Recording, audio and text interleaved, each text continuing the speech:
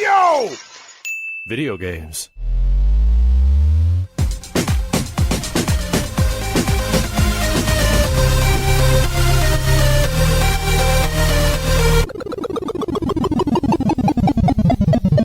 What up, dudes, and welcome back to the YoVideogames podcast. I'm Matt. And I'm Andrew. And once again, thank you to all our generous patrons who kept us going for over 500 episodes. Yeah, if you're interested in becoming a patron at any level, please check out patreon.com/YoVideogames podcast. Dude of the week is Tech Turtle. Thank you, Tech Turtle. Also a producer. Appreciate you so much. It's Mario Day. It's March 10th. Mario Day. Doing this on Mario Day. They released a couple trailers. They released a couple old games for the NSO. Right, but this is a new thing, right? It's not like last year they called this Mario Day. I just never noticed this. There have been a couple of years. They're kind of like ramping up more and more what they do on it. But yeah, it's been a thing for at least a few years now. I think it started as like a fan thing. And then it just sort of caught on, and because it's wholesome enough, Nintendo, it's kind of just like, oh yeah, sure. Well, that seems nice. We've never talked about a Mario Day in the past, and I realized as we were talking about this being a new thing, is Mario the best long running series? Like, is there a single disappointing mainline game, like truly bad mainline Mario? Oh, mainline Mario? Because like even mainline at his worst, it's pretty boring. Good. It's still like it's fine. It's like fine, you know, like the worst that Mario's like say New Super Mario Brothers 2 for the 3DS. It's like it's fine. It's okay. It's unimaginative. It's a little boring, like, but you know, it's fine, you know. Yeah, like you're still gonna have a good time playing that game. Like it's not busted. Yeah, it's not busted. You wouldn't say it's poorly made or whatever. You would say it's maybe it's kind of lacking in imagination. It's uninspiring, uninspiring, repetitive. It's like it's things Mario normally isn't. There's bad games with Mario in it, but like when you're talking mainline, like the mainline series, is like you're not gonna really find a bad one. I was trying to think like, is there another series? Mainline series, to be fair, that stacks up that well. And I don't know as well, but it would also be within the Nintendo bracket where mainline Donkey Kong is pretty solid most of the way. Like most people say DK64, but DK64 is not a bad game. It's a bloated game, but it's not a bad game. And honestly, playing the game with a couple tweaks, it's like you realize it's actually a good game buried beneath some poor design decisions or just some lack of quality of life stuff. And even then, in a weird way, the first Donkey Kong game is a Mario game. Yes. So it's like, it still falls under I don't know. Like, I don't know what. Yeah, I don't know what you would consider because mainline Donkey Kong Jr., Donkey Kong 3. These are all decent, decent to great arcade games. And Country's great. Country 2, Country 3. Country 3 is not bad by any means. It's still very good. It just doesn't hit the heights of the two before it. Still good. 64 again is probably the maybe the weakest, but it's just because it's just kind of overly bloated, not because it's not bad. It's certainly of its genre and time. It's still a good ass 3D platformer. I don't know if Jungle Beats, but it's still good. And Returns and Tropical Freeze and Bonanza, they're all great. Jungle Beats is one of those ones where I forget that it is a mainline game. I don't know if it is. I don't know how we does it count? Yeah, does it count as a mainline game? Don't know, but it's not bad. So I didn't play that. I watched my brother play that. And he had I don't know if you can play it without the bongo controller. It's really weird on emulator, I'll tell you that. And then there's a Wii version where you simulate the bongos with left and right. Okay. Because I mean, my brother had the bongos and really liked it, but like I don't know. There's a weird gimmickness to it that turned me off at the time. You know, especially because I was becoming a Sony bro at that time. Where it was like, well, I play real games, not these kid games. I don't play these children's games. Speaking of kid games, so they announced a new trailer and a release date for Yoshi and the Amazing Book today. UK broke that May 21st. And this is the first time a lot of people are kind of like confused because This really does seem like this seems like almost like an educational kind of game. Oh, So weird. it's the whole thing's just bizarre because obviously Yoshi's always skewed on the sort of like really kiddie side, like kiddie for even Mario standards, like really kiddie. And Yeah. it's fine, it's Yoshi. So this game's really bizarre because it's like you pick the level, it's a puzzle platformer, really. It still operates under the Yoshi's Island platforming rules of like eating eggs and throwing eggs, right? Right. But each level is based off a creature. So in the book, the titular book, did you just say tits? In the titular book, Yes, this um, children's game right, about you titulars. pick a level based on a creature. So the trailer today showed off. There's like this creature's like it looks like a little plant stick figure guy, and his head is like a circle, a hollow circle, and it blows bubbles out of it, right? Okay. So you pick it, you go into the level, and like you can eat this thing, and Yoshi will be like, oh, it's really soapy and whatever. Or you can put the creature on your back instead of eating it, and it blows lots of bubbles. And if you feed it other things in the level, it changes the nature of the bubbles. So you have this level that's designed around a specific creature, and the goal of the game is not to get from A to B, not to get to left or right end of the level. The goal of the game is to figure out all the different interactions with the creature you selected, since the creature is the level. So it's like Oh, you go in there, and it's like it's not a checklist, but it kind of acts like a checklist where it's like, okay, here's the creature that blows bubbles. What are all the different things that can happen with this creature? What if you feed it this, or you feed it that, or you do this with it? And then it draws a little thing in the book of like, if you do this with it, and that's how you gain points or stars, whatever they call it. So you gain points, and then you use those points to unlock other levels. I mean, that's pretty clever for kids, for sure. Yeah, so it's like, Like, that's pretty good for kids. I was yeah, like expecting to be like, it's "That's lame." It's not actually. That it's is kind of like, okay, so the whole goal of the game is experimentation. Like, yeah, how does the creature of the level you selected, how does the environment affect the creature? How a can little bit of you affect lateral it? thinking, some puzzle. I Yeah, don't know, that's so yeah, that's good. it's kind of neat. I'm Now, not gonna play it. so the game being, I see my problem really is sort of, this is my problem with Nintendo a little bit in general right now. The game's like $60. Rough. Which, okay, that's not 70 and it's not 80, but it's $60. So I'm like, this is a $20 game. Uh for all intents and purposes. Like Yeah, I wonder what people, the argument is that it's brand really value. long. Brand It's not value, gonna yeah.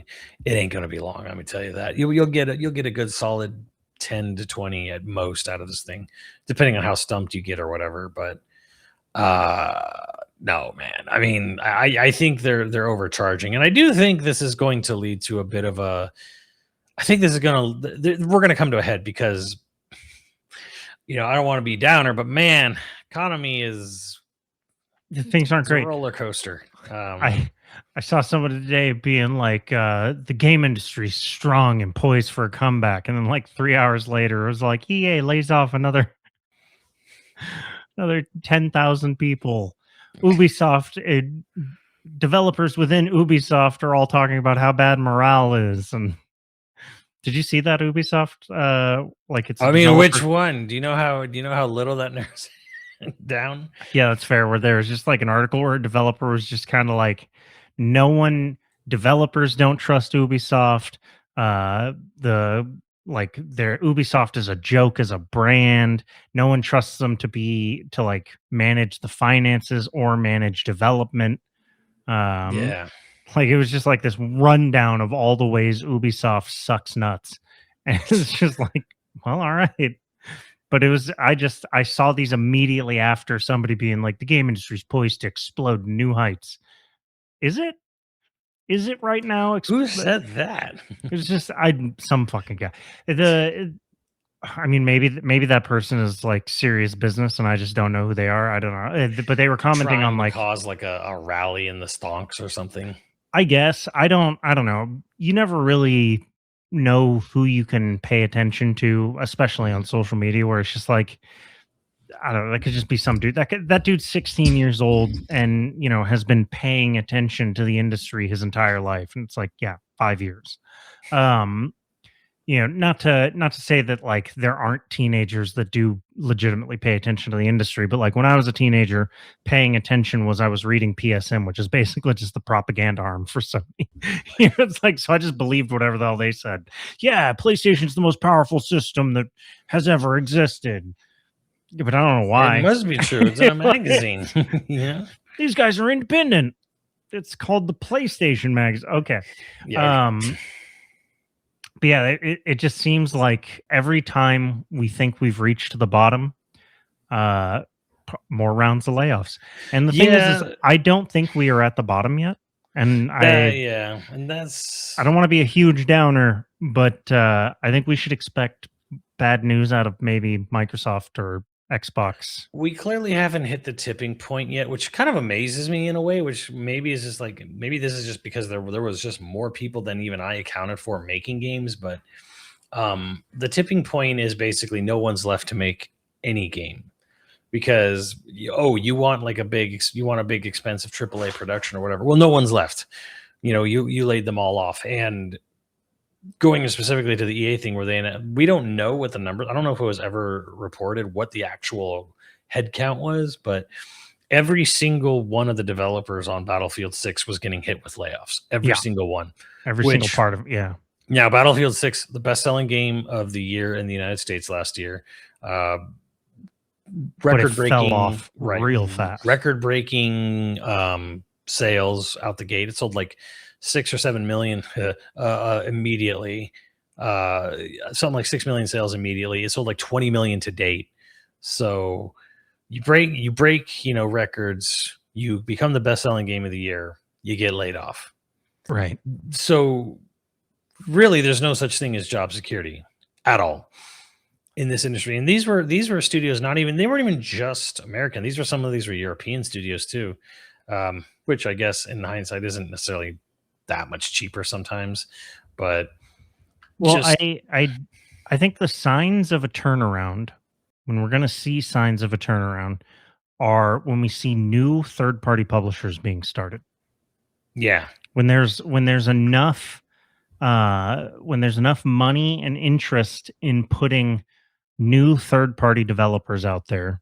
Yeah, because every industry, what it does is it like consolidates and then falls apart and then consolidate. That's the whole, that's the peaks and valleys of any industry, basically.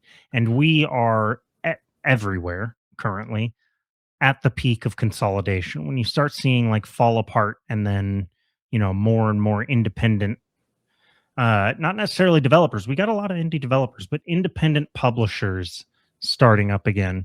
Yeah. And I think if you're a developer right now, or an independent developing team, the thing you should start pushing for more of when you start getting the leverage that you'll have, hopefully in the near future, not right now, they don't have any leverage right now, but in the near future, is profit sharing. You should start arguing for profits that get basically shared out to each of the developers based on sales. You're a Battlefield developer. You know that there's no, at least until you somehow figure out how to unionize, there is no job security. So if you are working on Battlefield and it is a huge hit, record breaking, and you're still going to get laid off because that's how the industry works, 10% of those sales or whatever should be split amongst all the developers that worked on it. I don't know, something like that. You know what's crazy? Not saying that's... You know what's crazy? 8 years ago, roughly 8 to 10 years ago, Call of Duty did that. That's sexy. Before it was constant layoffs, like there was reimbursement, at least to some parts of it. There was actual like profit sharing. Was this Infinity Ward specifically? Or was this Treyarch specifically, at least that I know. Treyarch's one of the more stable teams. So I don't know how it works. I don't know how it works now, but like I imagine it's probably gone under Microsoft. But and again, the amount of money Call of Duty was bringing in yearly, every year, even before was stupid. Yeah. So it wasn't even. It was still like, stonks were still going up. Bobby was still buying yachts, and there was still room left over to profit share with some of the mainline devs. I don't at even want a least. yacht. Bobby, buy me a 35 or a 40-foot sailboat. Buy it. That would be, I'm open to bribes. Sony could pay me off. I'll be a Sony bro again. A Sony pony? I'll do it. Just Sony, buy me a sailboat. Yeah, and speaking of I'd that, be like, so cheap. man, like, speaking of next on the chopping block, I mean, it came out. It's officially out. I don't, and the numbers are not terrible, but they're probably not. They're not inspiring either for Marathon. Couldn't crack 100,000 on its debut weekend on Steam, specifically on Steam. Couldn't crack 100,000 debut weekend. Has remained somewhat stable in the 40 to 60,000 player count range since then. I think that's But too bad because several of the people I know that are playing it currently say that it is pretty solid. yeah, apparently the game is solid and fine. And I don't want to say like this It sort killed of all its momentum with all the bad news that it had. yeah, because there was more than just there was more it was more than just like people, "Oh, I just want this game to fail because I'm an Arc Raiders fan." It was more like, okay, so they stole someone's art literally outright and they got caught for it. Um And they didn't the replace it. They just scrubbed it all off, which is why it looks so plain. yeah, But they took a year to do that. yeah, that's the other thing is the amount of time it was taking to get this fucking thing out the door. And then Arc Raiders just kind of came and stole its lunch with a more universally appealing art style, frankly. I still like the style of Marathon.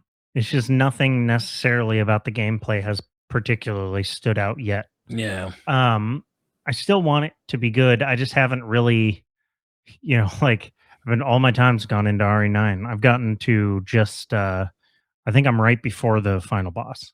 Mm. I think that's where I'm at. Which, by the way, I don't know if you saw this, but my dog freaks out about everything except Chunk and Chunk 2. He likes the thick boys. She wasn't bothered by that. He's just like, yeah, and then there's the big guy. Okay. And now blister heads are back. Freaked the hell out about blister heads. Freaked out about normal zombies moving kind of weird. Freaked out about, literally freaked out about everything. See, what I'm Chungus hearing walks is by and that he's you just should like, have "Oh, just yeah." gotten a Switch 2 and played it like portably in bed or whatever. I should have just got it on PC, closed my door. And then, even if he's in here hanging out, like he'll sit on my feet. Yeah. But like playing on the big screen, he stands up on his hind legs and wobbles back and forth. I think I've posted pictures about it, but he literally he doesn't put his feet up on like the entertainment console. Nope, he just wobbles back and forth, barking at the screen. So it's just two big ears going along the bottom while he screams at whatever you're doing. It's adorable and also incredibly painful because his bark is insane. How did he feel about the giant spider? Thank God he was asleep for that. He was asleep under his like blankets. Yeah. So it's just like a mountain of blankets. He's just his nose is out. Got really lucky there. I'm playing with headphones, so the noise cues no longer freak him out. It early on, the first few hours especially, the noise cues were like, especially with the girl, the noise cues. Oh my God. And like the tense sounds where it sounds like something being scraped across glass or something like that. Like that stuff immediately makes him like snap his head up. He's just like, something's coming. Like, yeah, you're right. But the big dude roaring, like the big dude, like the first time you see Chunk and he roars and like rips open nothing. Didn't give a shit. And then he's just like roaring and walking past me when I'm in the waiting room. Nothing. Doesn't care. Couldn't care at all.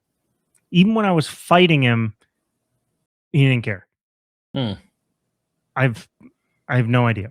It's funny how I hear about how people dealt with Chunk or dealt with the chef, or they deal with like, oh, I did this and I did that. I'm like, that really sounds interesting. And then my whole experience is just like, yeah, I didn't bother with any of that because what was the point? I was just wasting resources. Oh well, yeah. You get charms. I killed the chef with the hemolytic injector, and then I hit Chunk with that, and that did not kill him. So I shot him a bunch of times with the Requiem. I think I shot him 3 times, 2 times, 3 times with the Requiem. I don't know how many times you actually have to shoot him, but yeah. But anyway, that's what I'm doing. So I haven't even gotten into, because Marathon came out the same weekend as RE9. So now I'm probably going to finally try it sometime this week, and it'll probably be dead by then, I guess. I don't know. I mean, I want it to be this good. is the weird situation that Sony now finds themselves, because they spent literal billions on Bungie to get Bungie and Destiny.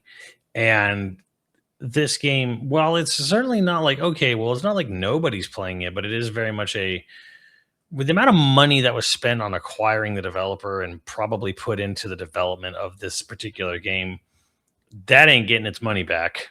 No, I mean, is there a world though where Bungie just closes down? No, it gets sold, right? I Like, think if they're mad at Bungie, they're not going to shut them down. They're already reorganizing it, like putting more Sony people like in head positions. That's already been happening. They already got rid of the original head of Bungie, who was tone deaf as fuck when people were getting laid off. He was posting about his brand new like retro cars he was buying,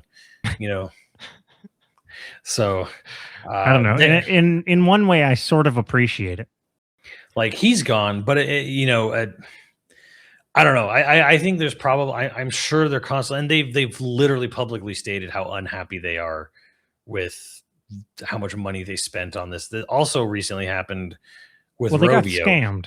Yeah, they feel like they got scammed pretty much. I mean, and but the way they're well, you know what, you're not wrong. So, because the way they were writing off and doing, like, talking, doing whatever their taxes on it, or writing it off, was like basically saying, I forget what the term was, but there's a terminology basically saying like, yeah, we literally overvalued. We bought them under the under the agreement or idea that this was going to be worth this, and it hasn't done anything close to that. Yeah, they over Bungie they overpaid them by overinflating their value on paper. Yeah, because they basically are saying that Bungie lied to them. Yeah, which is what every company that's being acquired does. But I mean, Jim Ryan was a dumb enough motherfucker to sit there and be like, he looked at Bethesda getting scooped up, and Activision was probably going to go through, and he like fucking panicked and snapped up Bungie and Destiny. It was a panic buy because they were worried about the moves Microsoft was making, which was so stupid in hindsight, because despite the money Microsoft was spending, even in like a worst fucking case scenario, I just can't sit there and imagine and go like, yeah, now buy this one developer in Destiny, which is, regardless of how well it did at one point, it was going down. Like, it was on decline. The game and franchise has been out for many years at that point. It was such a I don't know. All of that stuff was like, Sony's not doing that well. PlayStation is, people should look into it. They're not actually doing all that well. And it's all boring stuff to go into, but like, we're gonna see reckoning, and I think that the buy-ups were ways to trick investors. I don't know, dude. Like, I know Destiny did make a lot of money, but they also spent $500 million marketing the damn thing, initially or whatever. So to me, it's one of those, like, I cannot believe somehow people in charge who managed that level of finances sat there and were convinced to spend what it's like $4 or $5 billion on Bungie alone. To me, was just, I thought it was like $2 billion, but okay. Was it $2 billion? I don't know. Maybe it doesn't really matter at this point. No, but it was a lot. It was way more than they should have spent. It was 3.6 billion. Sorry, good God, 3.6 billion. I'm like, so fucking stupid. I could have told you what a dumb idea this was. And this also recently happened with Rovio. Sega recently was talking about how Rovio was like massively underperforming, to expectations after buying them, and I'm like, who the fuck convinced Sega that buying Rovio was ever going to yield results? Like, how fucking long has it been since Angry Birds did anything? Well, yeah, and it's like, when people say Rovio, I don't think anyone associates Rovio with anything but Angry Birds. Right. Like, I mean, can you think of they made anything else? I know they've tried, but yeah, they bought Rovio for 776 million, which so 776 million in like On a boat. recent times to buy fucking Rovio, and now they're writing a $200 million impairment write down. Um, and they bought him in 23 for 776. Like, That's insane. what have they Um, fucking done? Like, I mean, I'm looking at their history here, and okay, like, it's just been Angry Birds, and Angry Birds spinoffs, and they did Sonic Blitz in 25, but like, okay, pre buyout, Rovio Classics, Angry Birds Journey, Angry Birds Bird Island, Angry Birds Reloaded, Small Town Murders, what the fuck, Sugar Blast, Angry Birds 2, or Angry Birds Movie 2 VR Under Pressure, Angry Birds Explore, Angry Birds Pot Blast, awesome. Angry Birds VR, Isle of Pigs, Angry Birds Dream Blast. They haven't done any, like, other than whatever the hell that Sugar Blast thing was, or Small Town Murders. They haven't done anything besides Angry Birds for most of their existence. They did a mobile tile Nibblers, a mobile tile matching game in 2015. Like, no, they almost exclusively did Angry Birds, almost exclusively, and somehow in 2023, after Angry Birds had been out for since 2009, someone convinced Sega to spend almost $1 billion to acquire Rovio, and then they had to do a $200 million impairment write down loss. I'm like, no fucking shit, lady. The thing is, I can't think. Has Nintendo done any real dumb acquire? Because Nintendo doesn't usually purchase companies outright. They buy stock in a company, right? Well, they don't even do. They barely even do stock at this point. But Like they buy a piece, though. They don't like. They don't try to buy companies gosh, out. and that honestly, even that's pretty rare. It does happen, but it's pretty rare. It's like the Pokemon company is the only one that comes to mind where like they own a chunk of the Pokemon company, don't they? Yeah, they own 33%. Right. So it's like, I. Why is it that Nintendo's the only one operating like a business that wants to operate in 10 years? Because honestly, because I think it's because they've been around since the 1800s. Well, yeah, but there's plenty They're of they're there's not plenty run of by stupid, like, get rich quick, there's plenty of Silicon Valley chuckle fucks. there's plenty of modern corporations that have been around for 100+ years that have switched since especially the 70s, but let's say since the early 2000s to that extreme short term. What it really is I wonder if Nintendo pays its executives a salary and not based on stock performance, whereas all of the Western companies that I know of, especially, but like a lot of these companies, they pay based on short term stock percentage is what the compensation for executives. So they're all incentivized to like think 1, maybe 2 quarters ahead of time. Whereas Nintendo is all like, yeah, and let's think like 3 years ahead. 3 years isn't even insane. 2 years used to be like super Yeah. fast. 5 years used to be like the long So term goal. I think the craziest thing is, well, they had kind of partnerships going during the N64 and kind of a little bit into the GameCube, but they didn't buy anybody. Right. They Right. made some, like, oh, they made some like Silicon Knights was a good example where it's like, we're gonna scoop up Eternal Darkness and we'll fund that and publish it. We're not buying Silicon Knights, and they even used Silicon Knights to make Twin Snakes, but they still didn't buy Silicon Knights, and Right. And Silicon Knights wanted them to buy them. they did. Yeah. But Silicon Knights, because Dennis Diak's a fucking idiot, um, when he saw the Wii and that it was going to be roughly, the same specs as the GameCube with more RAM, he whinged and bailed and went and made Two Human at Microsoft, and the rest is history. Boom. So, same thing with Factor 5, where they whinged and bailed at the Wii and went and made Layer on PS3. Do you remember when Two Human came out? The hype around Two Human? Oh man, because he'd been pumping that fucking shit up for like Yeah. what felt like decades. We played that at a game night. All of us sat down and played it. Like watched Justin turn that game on, played it for like an hour, and all of us were like, "Yeah, we get it." And then I don't think anyone else bought it except him. Bought it. So I'm just like, man, no, no, man. Like, so, but yeah, I'm thinking back because like they had partnerships. You know what? I can tell you what Nintendo's biggest fucking mistake as far as or let one get away. The one that got away. So back on the SNES, they made a deal partnership. They're making partnerships with a company called DMA Design. DMA stands for doesn't mean anything. And their first title was Uniracers. I don't know if that was the first, but it was one of the first. They made Uniracers. Pixar sued them and said it looked way too much like the unicycle in one of their Pixar shorts. And they won that lawsuit. And Uniracers got pulled off of the shelf. And I don't remember if DMA was in fact had any hand in Stunt Race FX for SNES or any other SNES game. I feel like there was another SNES game they had involvement in. Anyways, their next big game was for the N64 called Body Harvest. And Body Harvest went through a really rough development process, and eventually Nintendo actually bailed on it, and they just said nah, and they lost faith in Body Harvest. Midway picked it up. It came out way later than it was supposed to, in like late 98 or 99, and pretty much because of the sort of back and forth between DMA Design and Nintendo, and sort of their partnership fell apart after all these different things. Midway picked up Body Harvest, and then, so by the way, why I'm telling you all this, who is DMA Design? DMA Design is later renamed to Rockstar North.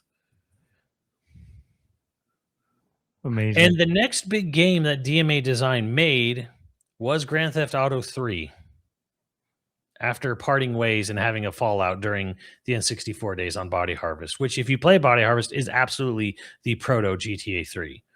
So I think the greatest mistake Nintendo ever made in their lives was not scooping up DMA Design. Because even though Body how Harvest, were they going to know? How would they possibly here's know? how I know, because honestly, you look at Body Harvest and you look at what they were doing and what they did manage to pull off and get released by, under Midway instead of Nintendo. You can really see, wow, they were really forward thinking. That game has so much going on because it has a massive maps that were practically open world. It had getting in and out of vehicles, third person shooting. It had all this sort of things that made GTA 3 what it is. And if you really look at what Body Harvest was doing and how it functioned, it's like you could see the vision. You can see where if this had better hardware, this actually could have been kind of fucking amazing. I But do Nintendo, remember it also looked like muddy crap, though, didn't it? it does. Yeah. I mean, because what it's trying to pull off on the N64 is like, holy shit, like this is not the system to do it. I think we rented that game. Yeah. But like when you look at that game, and especially retroactively in hindsight, and you see that, wow, this really was the primordial ooze that was GTA 3 in all ways. And it's like, wow, Nintendo really fucking missed the boat on that one. There's some weird gamer history because, yeah, before they pretty much never worked with Nintendo again because of a falling out, fucking Rockstar North used to be a sort of second party like Rareware was with Nintendo during the SNES and would have been during the N64. Well, that's another thing Nintendo screwed up. They should have been the ones that snapped up Rare. Right, yeah. They didn't want to, and there's a whole lot of reasons there. But again, one reason Nintendo is because Nintendo, I hate this term, but they have a culture. And Rare, the way Rare operated was never really in sync with the way Nintendo's work culture or just like company culture never really gelled at all. And because like the only thing they shared was they were both workaholics, but Rare was work hard, play hard. Right. And Nintendo was work hard, die. Work hard, go home, and work hard, go home, get 3 hours of sleep, and then come right back and then die eventually. It is not a great. They also really didn't like Rare's sense of humor. No, which is funny actually, because Minoru Arakawa, who was the son-in-law of Hiroshi Yamauchi, did love their humor, and probably maybe a reason why they even last as long as they did. But yeah, Yamauchi's son-in-law, who was in charge of NOA, for the longest time, he loved Rare. He loved Rare's humor. So there's a funny story when Rare showed Conker when it changed over from 12 Tales to Conker's Bad Fur Day to Minoru Arakawa and Howard Lincoln, who were basically the two people running it. And Arakawa apparently was busting his ass off laughing. He thought it was the funniest fucking thing. And Howard Lincoln was fucking appalled because he's a furious, appalled because he's a prude fucking prick. I know he's still alive, unfortunately, but like, if you're out there, you are such a prude fucking prick. And if Howard Lincoln had his way, he would have no, by his own fucking words in the United States court system, he would have held and stymied the game industry completely back if that motherfucker got his way. Like he's just a prude asshole. And Seattle Mariners fans, I know you hate him too. So I know I've got Mariners fans on my side on this one. Fuck that guy. Well, I'm trying to think like we began this podcast with, is there any franchise as mainline that is as like solid as Mario? You could kind of argue Zelda. I do. I argue that Spirit Tracks isn't a mainline one, so you can't hold that against it. I mean, I think Skyward Sword is probably worse than Spirit Tracks, and that's definitely mainline. That's controversial. That feels very controversial. I know. That's the thing, is that there are people who actually absolutely love Skyward Sword and all things. And man, I really don't jive with Skyward Sword at all. So, I jive with Skyward Sword far less than I jive. I have grievances and issues with Breath of the Wild and Tears of the Kingdom, and very well documented at that. But I think Skyward Sword's worse than both those games by a wide margin. Well, I do find it. I'm going to say interesting, not strange. Strange is a bad word for this, but I find it interesting when people, especially people that have been playing Zelda since the beginning, were kids when they played, say Ocarina or something. Way to make me feel old. Well, I'm saying I was a kid playing Zelda 1 and 2, behind my parents' back because of all the spells and magic and the satanic magic. You satanic bitch. No, what I mean though is okay, you grow up playing Zelda and you say the absolute best Zelda is Tears of the Kingdom or Breath of the Wild. And I have such a hard time with that because I don't think either are bad games. I think Breath of the Wild is a pretty good game. Tears of the Kingdom I didn't really ever play. But to say those are the Breath of the Wild. Right. Well, that's why I didn't really. I mean, did you ever play Banjo-Kazooie Nuts and Bolts? Yeah. Yeah, you played Tears of the Kingdom. It definitely has similar vibes. But it's to say oh, Breath of the Wild or Tears of the Kingdom is the best Zelda game that's ever been made. And no other Zelda game's experience comes close. And I'm always kind of what? That is a very common held belief too. I know. That's not even. But it blows my mind. But I kind of get it, because if you don't like everything that Zelda was before that, and you kind of came into Breath of the Wild, and no, that's some piece of shit dog. Oh, well, that's not my princess. That's some piece of shit out there. It is.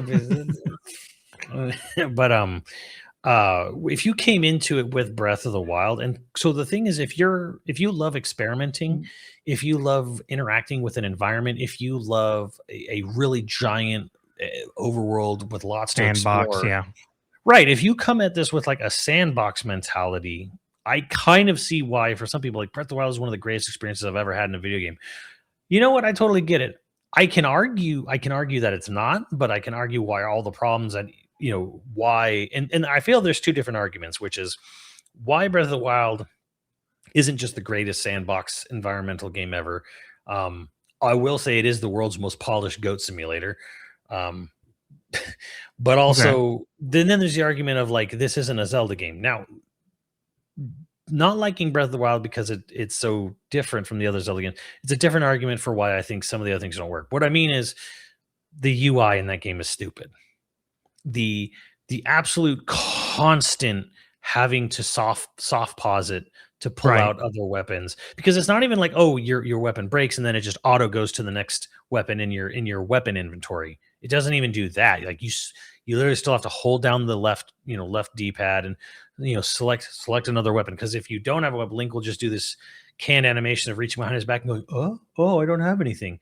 And so you're constantly soft pausing. You're constantly bringing up the inventory. The inventory, because people complained in Ocarina about how much you had to pull up the inventory for the water boots and stuff. And it's true. Right. It's not a lie.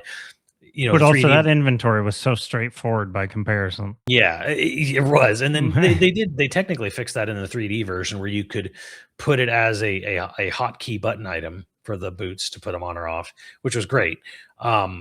But like, yeah, to me, it's like the thing people complain the most about in Ocarina of Time, considered one of the best games of all time. And it's like all this game did was just times 1,000 do that. Constantly pause the game, pull something out of your inventory, constantly change your weapon, constantly change your bow, constantly, change your item, constantly go eat this, go eat that. So I can argue on that scale.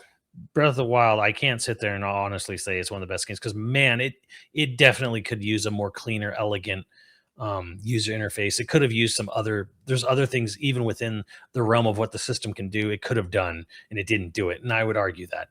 And then there's the whole, like, it has no dungeons, it has no music, and yes, other Zelda games did have that, and this game doesn't. But that doesn't necessarily make this game worse. That just makes it like missing this core feature you loved in the past games. But if someone never played a Zelda, came into Breath of the Wild, and they're like, there's no music, there's no dungeons, they're probably like, what the fuck is music and dungeons? Right. Like what I like, you don't know what you're missing because you've never had it. Well, So it's not a criticism for you because you're like, well, it was fine to me. I didn't know there were supposed to be these long form dungeons with items you get that change the gameplay in the dungeon. Like, what? Like, you just get everything you need at the start in the first few hours of the game. I don't get it. I don't want to say anything controversial, but Jedi Survivor is a better Zelda game than maybe Breath of the Wild or Tears of the Kingdom. Damn, I don't know about that now with that performance issue. It's like, or what's the second one? Survivor's the first one? Yeah, Jedi Survivor's the first one. Or is it Fallen Order? I think Survivor's the second. Is it Fallen Order? Isn't it Fallen Order Jedi Survivor, or is it Jedi Survivor Fallen Order? No, yeah, Survivor's the second one. Yeah, Survivor's got better Zelda vibes than... Damn. But you still like both those games. Well, I haven't played Tears of the Kingdom, but Breath of the Wild I still really liked. I liked the game. I think it's a good game. I think if things that I wanted from a Zelda game weren't necessarily. If I'm being 100% honest, I think the game is quality. It's a quality game. Yeah.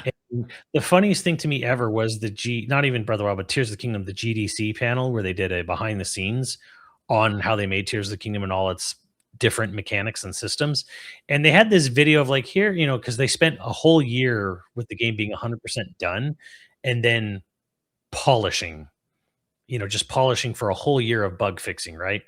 Whole ass year of game development for that. Anyways, they showed this hilarious video of all these bugs that happened in Tears of the Kingdom initially, before it went through a year-long polish phase. And to me, I just looked at them like, oh, look, everyone, this is what happens if Bethesda makes a Zelda game.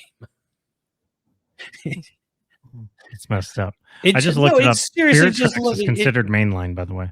It is. It looked like every montage bug clip video you've ever seen of Oblivion or Skyrim. And they're like, oh yeah, they're like the carts would randomly like collide and fly off into the sky, or this weird thing. I'm like, yeah, this is a Bethesda game. Finally made a Western RPG. I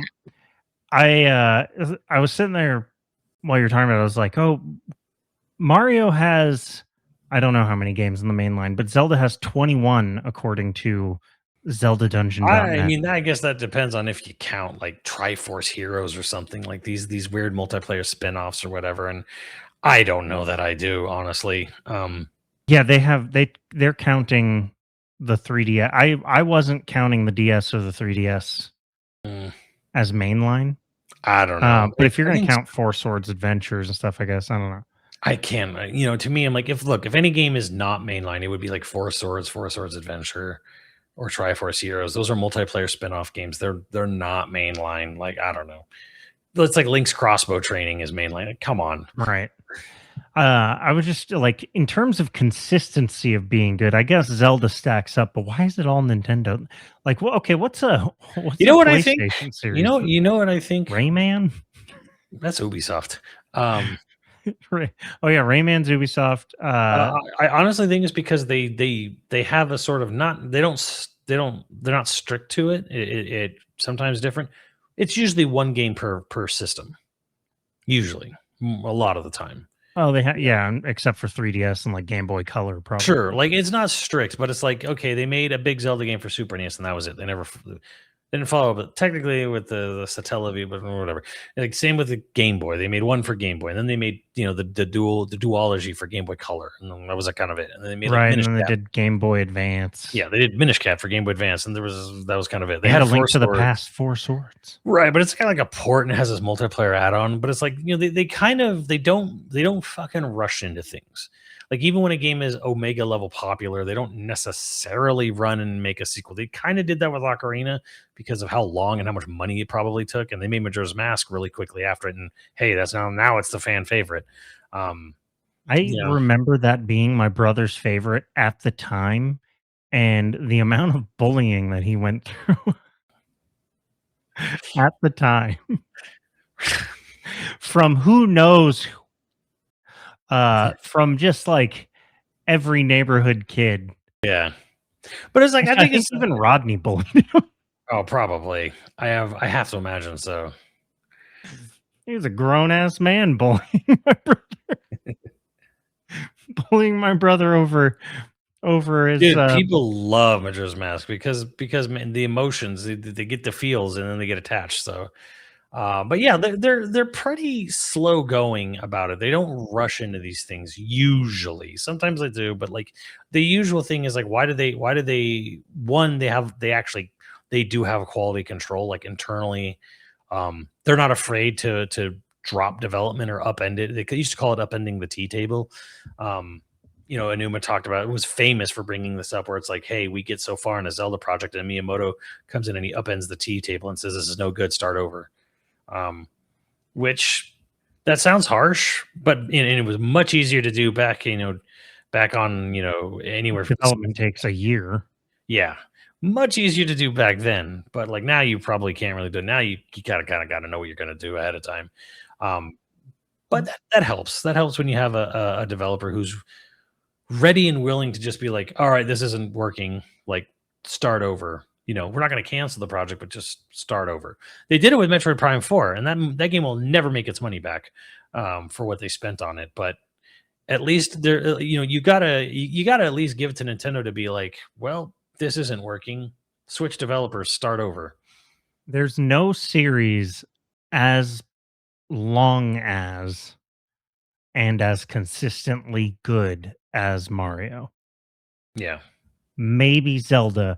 I was trying to think of like, is there any series that is just consistently good? And it's like, well, Titanfall and Titanfall 2 are both pretty good, but there's only two of them. So Yeah. it's I like, can you really know call that a series?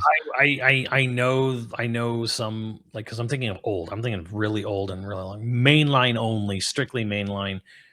I know for sure there would be people who would say Dragon Quest, who would say Okay. mainline Dragon Quest is consistently good, mainline all the way through. So I know. Mainline Final Fantasy, a lot of them, Oh, like hell the no, 'cause majority of them are good. yeah, like, Final Like I Fantasy is wouldn't a say, weird duck where, like, okay, everyone admits Final Fantasy 2 kinda sucks, um, but because like of its leveling system and weirdness, but more than half of Final Fantasy games in the mainline series are good games. yeah, I'm a famous shitter and hater, um, but, like, I would sit there and You? say, like, generally speaking, the quality is generally high in Final Fantasy mainline. Especially once you get to like part 4 onward. Even one is a huge game for its time. 3 is just a really good return to form. 4, 5, 6. I don't like 5, but hey, man, it introduced the job system, and people still use job class system in multiple RPGs and Yeah. Final Fantasies. You know, 4, 5, 6 are phenomenal. 7's phenomenal. 8, I don't like it, but it's not a poorly made game. It's a good, it's still a well made game, even though whatever you feel about the junction system. 9's good, 10's good. You know, 11, hesitation there, man. I don't. 11 was really good as an MMO for its time. 12 is good. 13 is not. Um, 13's 14's not. good now. 14's very good now. 15's good, especially now. 16's good. You know, Fell off fast, but good. I don't know. I presentation aside, music aside, I don't know. I don't even know if I'd say 13. People will say the battle system is good in 13, and that is basically like 90% of the gameplay. But hell, I think that's part of the problem. Like it's 90% of the gameplay. You don't do anything else. I was It's like Pokemon Stadium with a long story. Pokemon's another long-running series where it's like I guess you would have a hard time arguing that any of them are particularly bad, but I don't know if you Yeah, could I don't argue know if any of you. them are particularly Oh no, Scarlet good. Violet is fucking awful. That is. I will fucking no. I will die on this hill. Scarlet Violet was an absolute fucking ripoff. Like the game they released, and even though it got like one patch, and it never even got like full patch, and then they just sort of power through its issues by like putting it on Switch 2 to just Well, system resource like power through. So, fuck that game. Fuck Game Freak for putting out a product of that quality. Fuck Nintendo for going along with it, even though they're only a third, a third ownership. They should have just like they should have washed their fucking hands of it. But no, they went along, they advertised it, they put it out, they distributed it. They printed the cards. Like that game should never in a million fucking years should that game have come out in the state it did. okay, so if those are the worst, what's the absolute best Pokemon game then? Black and white. No, you're right. It's red and blue. See, I was going to say red and blue, but I said wet and blue. Red and blue. but people like my wife who are much more in tune with other generations beyond just generation one, and she tells me that black and white is really good, and she's not the only one who says it. A lot of people say black and white is like was like peak Pokemon. So wait, what system was black and white on? There's so many. DS. Not the initial one. That was Diamond Pearl. Okay. I was black and white. So from what I understand too, black and white was like the last game by the OG director. It was kind of like his magnum opus. And then there was a different director, series director, kind of producer director kind of came in after that and were more like, okay, let's not get too crazy with what we're doing in black and white. Let's like back to basics. Let's like keep Pokemon kind of in line. With how they make and do things. So, and we hate that man now. So yeah, I mean, look, I'm an outsider. People, you should call me, and by all accounts, I'm a tourist. I'm a Pokemon tourist. I was only really into Pokemon during Red and Blue, and I was really into Pokemon during the Blue. I had a Master Ball with Mew. I had I had a plush Pikachu at some point. Like, I really loved Red and Blue. Yellow was pretty cool. Played the shit out of Pokemon Snap. Still have stickers from the printout from Blockbuster Video. Yeah. Bought Pokemon Stadium day one, and mostly for that transfer pack. I loved Pokemon Blue. I loved my Pokemon Blue. But when Gold and Silver were coming out, and then there was this realization you have to start at the beginning, pick a starter, go through the gym leader. I went, fuck that. And that was it. That was it. I was like, oh, you start at the beginning, you start at the bottom. No, fuck that. I don't want to do that. And I just never played it. I just never continued onward from there. I liked Gold. I think Gold was the last one that I played Gold, a lot. People love Gold and Silver and Platinum. People love they're really good. I actually when Smash Ultimate was coming out, I actually went back and I played Gold for the first time. And I'm like, yeah, this is really good. I probably should have got over whatever hang up I had about starting from the beginning, because I was just kind of like, I don't know, like the realization of like, oh, you're gonna do the next RPG, you start at the bottom. Like, fuck that. Well, you get like an attachment to them, like they were pets. They were like Tamagotchis or whatever. I also think like if you got into the card game too, that helped. Yeah. It helped your obsession. Then I can't really think of a longer. Well, let's end on this. Since we've decided Mario might be the longest running overall good, Yeah. What's your favorite Mario? Galaxy, really? Yeah, Galaxy. Well, I guess that makes sense, actually. What year did Galaxy come out? Galaxy came out. 2007. Yeah, okay. That November 2007. Yeah. Yeah, Galaxy was a good one. Um, I know a lot of people loved Odyssey. I think the last one that I Odyssey, played, fucking solid choice too, honestly. yeah, Odyssey's is an easy one to love, but Mario 3 is amazing, World's amazing, Galaxy's amazing, you know, 1 sets a standard, you know, Mario 2/USA is also amazing. Um, Mario 64, revolutionary, amazing. Sunshine, okay. It's not well, okay. amazing, See, this is the weird thing, though. but it's not bad. I think Sunshine's overhated. I loved Sunshine. I think Sunshine's really good. It is way overhated. Sure, it's not the revolution that 64 was, and there's definitely a few missions that are like bad. The blue coins are kind of are definitely a whiff, a miss. So Um, the thing is that the two Mario games that I played the most were 64 and Sunshine. And it might have just been like because of that period in time. Now, granted, GameCube games probably dominate the most, like of my most time played. yeah, Uh, you know, but yeah, I played the hell out of Sunshine.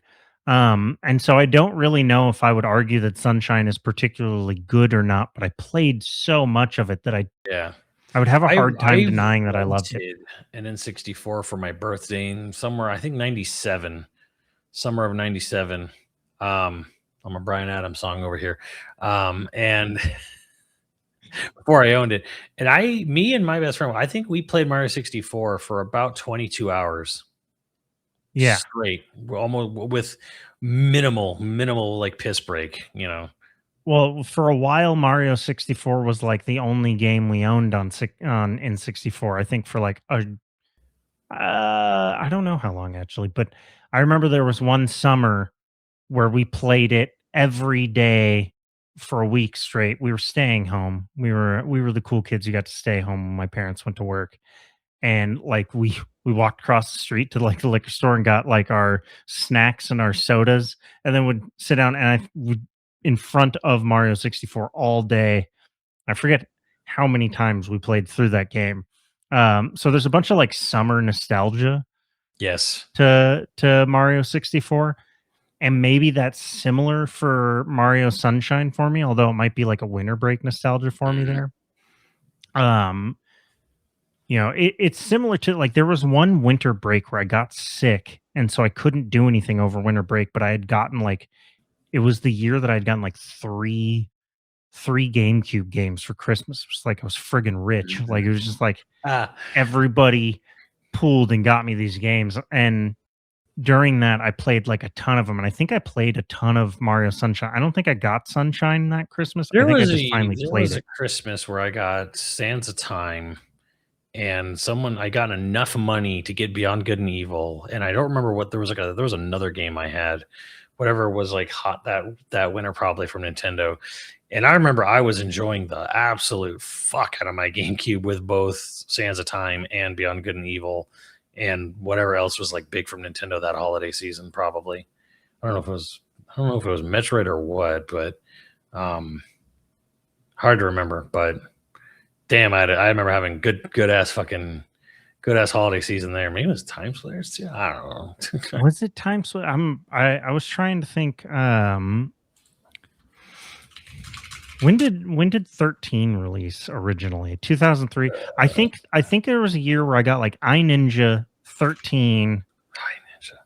Um, If I remember correctly, that's made by IO Interactive, who made who made that game. yeah, it was just 2003. a dumb Yeah. fun. Yeah. I can't remember what the third game I got. In my head, I always mix it up for Second Sight, but Second Sight didn't come up until like a year later or 2 years later. When did Second Sight came out? 2004. Yeah, I can't remember what the It was double. I know what it was. It was like Double Dash. I'm almost up 100% positive it was Double Dash. It was Double Dash, Sands of Time, Beyond Good and Evil. I was playing that year, but I also played like Return of the King. It was amazing, and Skies of Arcadia Legends and stuff. So Beyond Good and Evil came out in November. It must have been Beyond Good and Evil. Yeah, so it was Beyond Good and Evil 13 and iNinja. that I was playing the absolute shit out of that winter break. Yeah. And I was sick. And so I was just like sequestered in my room.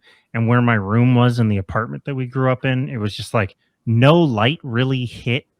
And so it was just a dark. And I had this like old Insignia TV that had fake surround sound. Yeah. And it's just me like, Fake around. oh, but it was amazing fake surround sound. I can't remember if this was I definitely still had this TV when Call of Duty 4 came out, and that fake surround sound worked so well that it was long before Turtle Beaches came out. Are you sure it wasn't Freedom Fighters? Because damn, that also came out in 2003. When did it come? What year or what month did it come out in 2003? September. I played the hell out of Freedom Fighters, but I don't know if it was... That was IO Interactive as well. Holy hell. That was the game that convinced me I like third person more than first person. Yeah, I love that game. I definitely played the hell out of that game, but I don't know if I got it for that winter. I don't know. Yeah, no, I don't think it was because I played iNinja. Rebel Strike came out that year. Dang.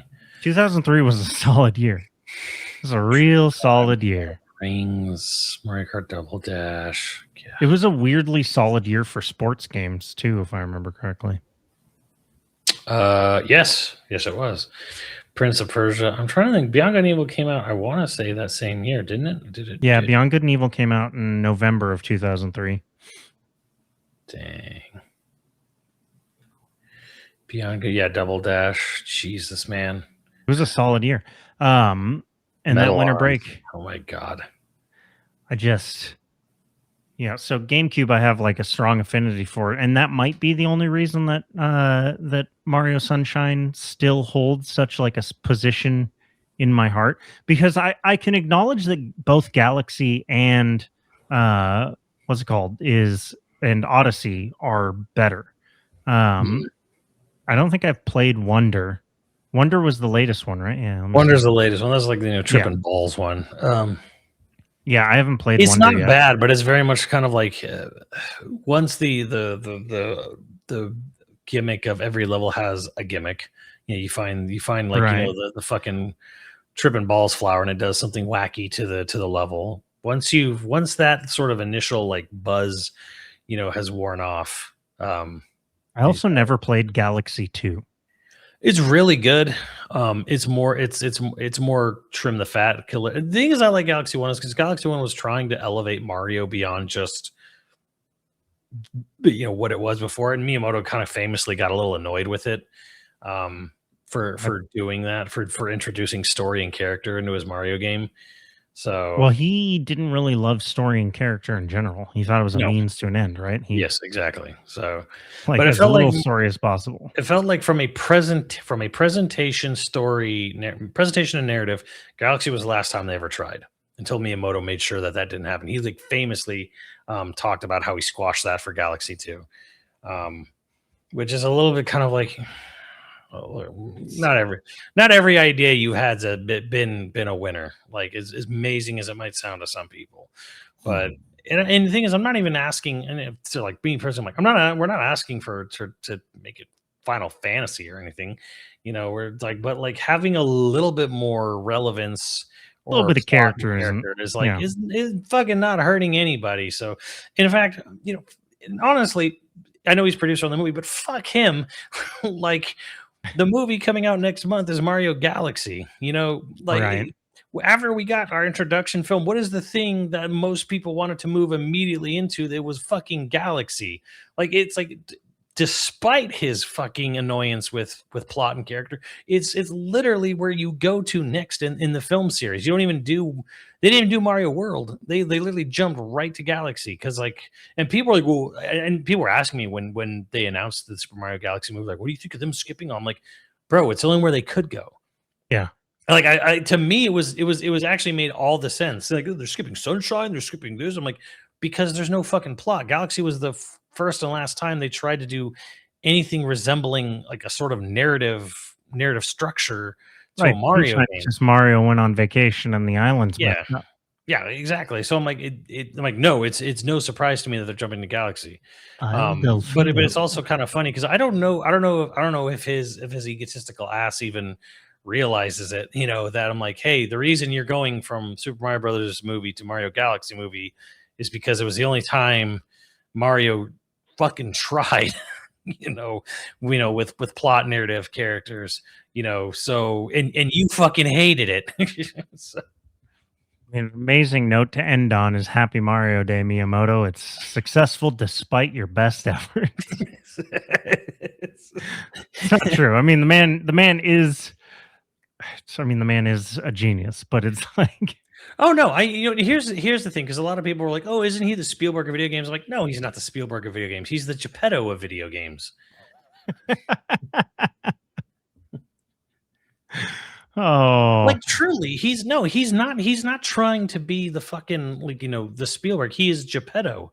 He comes up with all these little toys and tinkers, and his gimmick is his woodcrafting. and they take on a life of their own. And they take on a life of their own. He is Geppetto. He's not Spielberg. Yeah. I don't even know who you would say the equivalent of Spielberg is. Like that's actually a really tough call. It'd be a great idea maybe for another, episode or a side quest, but like, I mean, is it Kojima? I think Kojima wishes he was. Well, I mean, I'm trying to think of like who holds I think story overall. Kojima's more I would say closer to like a weird auteur, a rebellious auteur film director than a Spielberg. Because Spielberg is one of my absolute favorite directors of all time too. So I say this with a lot of love, but Spielberg also knows how. Spielberg's not out there to try to rebel against the system. He both knows how to make a movie the story he wants to make, but also how do I make this beloved by people? Because he makes movies. So Shinji Mikami is the Spielberg of games. Maybe, yeah. Like he's making games Spielberg makes movies that resonate with an audience. He's not one of those filmmakers who's like, I'm just making this film for myself and no one else. He's Kojima's Brian De Palma. Right? Like he's not God, who is that director who did Pink Flamingos? He did all those trashy ass movies. Yeah, John Waters? No. Is it John Waters? John Waters is in that. He's the Mr. J in Pink Flamingos, but I can't remember if he directed it. Well, you know what I mean, where it's like he's making it is John Waters. John Waters. Like, okay, like Spielberg is not making movies for himself. You know what I mean? Like he's not one of those like, I made this movie for myself and I don't give a fuck if anyone watches it, or cares about it. That's not him. Like he knows what he knows. Like, James Cameron is like Spielberg in many ways, where it's like James Cameron makes movies that James Cameron wants to make. But you know what James Cameron also does? He knows how to make money. Knows how to make money. He knows how to give the audience what they want. Like this was, and here's a weird note to end on. Finally saw Titanic, for the first time over winter break. Finally. I didn't even like it that much. Like, it's like, oh man, like the set design, the music carries that movie on its back. But like the set design, the production value, and the music carry that whole movie. Leo and Kate are not good in that movie. Billy Zane. And Billy Zane is hilariously bad in that movie. Billy Zane is fantastic in that movie. Hilariously bad in that movie. He is a ridiculous man, and he pulls it off. And I honestly don't even think the script is that good. But you know what the script is? It's fucking tailored. It is like precision laser eye surgery on fucking hitting all the notes that Joe Sixpack, and Joe Sixpack and his date want to hear and see. Like it is like, it's not even, I can't say like, oh, it's like a corporate product. No. It's James Cameron knows exactly the fucking story to tell to get a bunch of dumb yokels fucking like in love with its moving characters. And to me, I'm just like, this movie's some tropey trash. Like this is garbage day. How dare you? Isn't okay? Titanic... I am absolutely over hating on it. Like it's fine, but I'm just like I do not find its leads nor its writing compelling at all, and it is all vibes. The Abyss is the movie he made for himself. Yeah, you could probably say that for sure. And he made that like 8 years before Titanic. Right. So got it out of his system. On that note, the note is that Shinji Mikami is the Spielberg of gaming. Did you see he started a new studio? He did indeed. Yeah, so We're he started Unbound. He's 50 employees now, and he's hoping to get it to 150, and he wants to make a AAA game on Unreal 5. Now, with Unbound, a couple of things I just kind of wanted to address real quick here. Because number one, some people are like, why Unreal? Why are we doing Unreal? And I'm like, well, because when you're hiring people, there's only two real engines you can use when you don't have an internal engine of your own. It's Unity and Unreal. So, and frankly, Unreal's made a lot of inroads in Japan, so he kind of has to go with something he can hire. If you know how to do Unreal really well in Japan, like you can hire someone off that. If you're like, hey, I worked on this internal engine for Capcom, that great, I can't use it, you know. yeah, Like, oh, I'm an RE engine programmer, cool, but do you know how to use Unreal? Because we can't use Capcom's engine. So when you're starting a right. development studio, you kind of have to go with, you got to know people who know how to make games, but like you got to be able to use a public engine because, unless you're making your own engine from scratch, which I don't know, which Is leads to the second insane. question. How is he funding this? And we don't know. I have no idea how he's funding this. And it's scary as shit to me considering what just happened with Nagoshi Studios. Well, he's In got to have friends. Maybe. And some people were saying like, dude, this is money he got from the buyout from both Bethesda and the Microsoft purchase of it. Also possible. So they're like, yeah, like this absolutely. Someone was saying like, I forget I was reading about this where I'm like, oh, he definitely got a crap ton of money when Bethesda bought Tango, and then probably got a huge payout too when he retired or quit or whatever, under Microsoft, or when Microsoft bought Bethesda, there was probably some, because he's the owner CEO of whatever. It's like, Yeah. oh yeah, like he probably got huge fucking kickback. I mean, the dude we've seen in interviews, like the dude's driving around with Ferraris and stuff, from the money he made at Capcom when he was making them some of their biggest money makers at the time. So, yeah, it's one of those. Maybe he's just self funding this. I wonder Maybe what type of game he's going to make. Yeah, they just said AAA, like AAA. high budget. Basically, they're like, we're not making an indie game, like, Yeah. or we're not making on some small scale. We're not making a match 3 puzzle game or something. So in 5 So years, we'll hear something. yeah, if it makes it that long, I hope he does. Some people are wondering why he's doing it so late in life, because he's in like his late 50s or something. They're like, isn't he like getting close to retirement? Why is he starting a new studio now? I'm like, creatives get bored. And maybe he's going to make his magnum opus. Yeah, who knows? Like, it still blows my mind that when Tango was under Microsoft, after I think it was when they were under the Microsoft part, because it was Tango got bought by Bethesda got bought by Microsoft. He pitched an open world cyberpunk game, and Microsoft turned it down. And then he pitched a small scale, like Ghibli-esque, like adventure, whimsical adventure game that looked like a Studio Ghibli movie, and they turned it down. And I'm like, both are great ideas. Okay. How do you tell the director of RE4, hey, I want to make a large scale cyberpunk open world game? Oh, what's your resume? Nah, fuck you. Creatives always get boxed. Bean counters need to be able to understand you in a snapshot. So he's the Resident Evil guy. That's all they wanted from him. That's why that they had to sneak in Hi-Fi Rush. That's why Hi-Fi Rush was a surprise, and I bet it was a surprise to Microsoft too. Yeah, honestly, because from what it sounded like, even from that really good interview, it's kind of like, yeah, like Bethesda wanted Resident Evil, right? Like that's all they wanted from him. Well, why don't you make a survival horror game? And it's like, you're gonna tell the guy who made, created RE and RE4, but also did shit like God Hand, and Piano 3, and like, you're gonna tell him no. You're gonna tell one of the most influential game directors of all time no.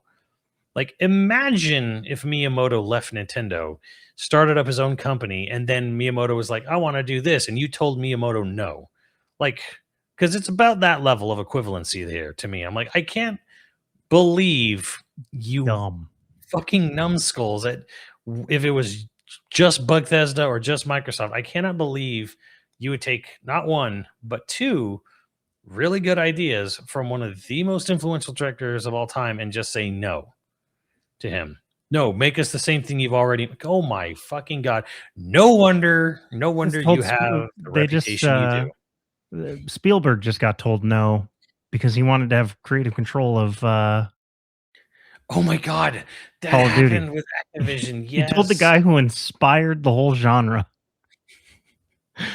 Insane. Yeah, for those who don't know, like, yes, there was supposed to be a Call of Duty movie, and Spielberg was super on board to direct and make a Call of Duty movie. But his caveat was He wanted Final Cut. Yeah, he wanted creative control over his own fucking movie he's supposed to direct. And Activision said no. Activision told Steven Spielberg, no, we don't want We don't you trust you, ma'am. to have creative control over a movie you make for Call of Duty. Holy fucking shit. Sorry, Steven, you can't have Final Cut. On that note, we have patrons to thank. If you're interested, Happy Mario Day. We'll end on that note. Mario Day. If you're interested in becoming a patron at any level, please check out patreon.com/YoVideogames podcast. Due to the week was Tech Turtle, and our producers for this episode are Dragon Wolf Makoto, Donglemeister, Zybernite, Tech Turtle, Scrunami, LCL Mayhem, and Ziggy Z. Thank you, dudes. We'll catch you next time. Later, dudes.